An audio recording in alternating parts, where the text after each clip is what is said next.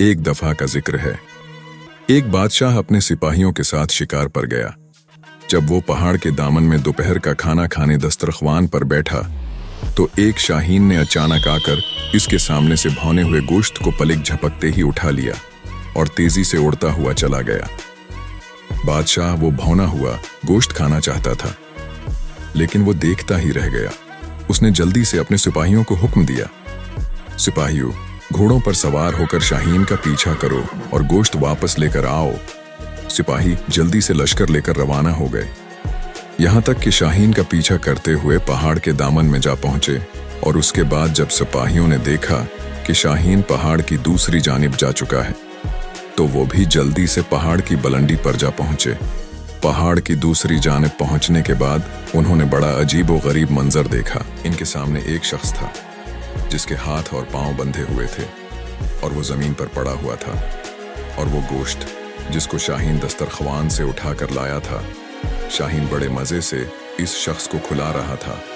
वो परंदा अपनी चोंच से गोश्त नोच नोच कर इस शख्स के मुंह में डाल रहा था। सिपाही इस शख्स के करीब गए और उसके हाथ पांव खोलकर पूछा कि ये क्या किस्सा है।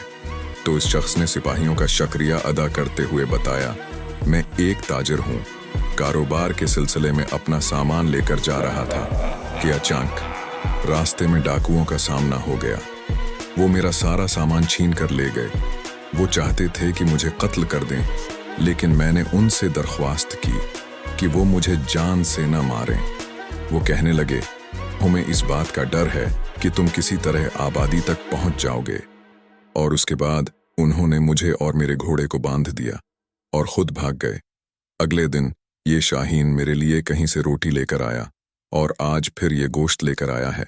ये शाहीन रोजाना सुबह शाम मेरी मेहमान नवाजी करता है।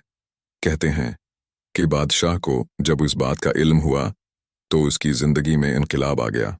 बादशाह कहने लगा, अफसोस, हम ऐसे खुदा की खुदाई से गाफिल रहे जो इस अंदाज से अपने बंदों को रिज़्क फराहिम करता है। ये कहकर बादशाह ने अपनी हुकूमत को छोड़ दिया और अपने ज़माने का आबिद और जाहिद शख्स बन गया।